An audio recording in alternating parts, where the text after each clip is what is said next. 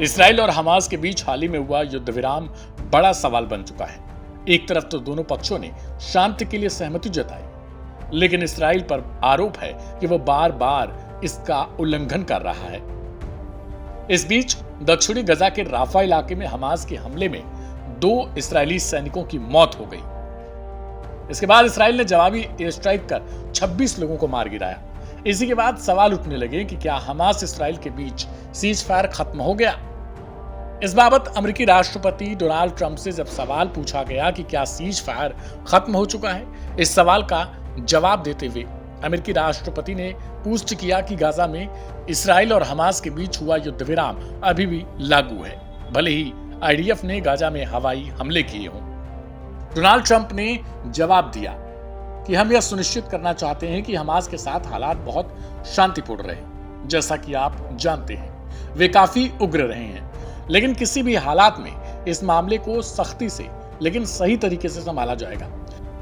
वहीं अमेरिकी उपराष्ट्रपति जेडी वैंस ने कहा कि हमास के हथियार डालने से पहले गाजा में सुरक्षा व्यवस्था की जरूरत है।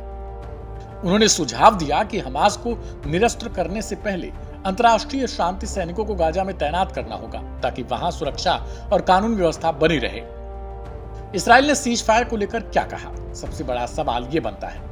दरअसल सीज फायर को लेकर इस्राएली सेना ने कहा है कि वो गाजा में चल रहे नाजुक युद्ध विराम को टूटने नहीं देना चाहती।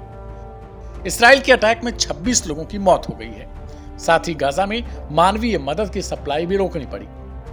इसराइल डिफेंस फोर्सेस ने बताया कि हमास के लड़ाकों पर जवाबी हवाई हमले करने के बाद उसने युद्ध विराम लागू करने की प्रक्रिया फिर से शुरू कर दी है। इसराइल का आरोप है कि हमास ने समझौते का उल्लंघन किया। आईडीएफ ने सोशल मीडिया प्लेटफॉर्म एक्स पर भी कहा कि राजनीतिक आदेशों के अनुसार और कई बड़े हमलों के बाद हमास आतंकवादी संगठन की ओर से युद्ध विराम तोड़े जाने पर आईडीएफ ने इसे दोबारा लागू करने की प्रक्रिया शुरू कर दी है।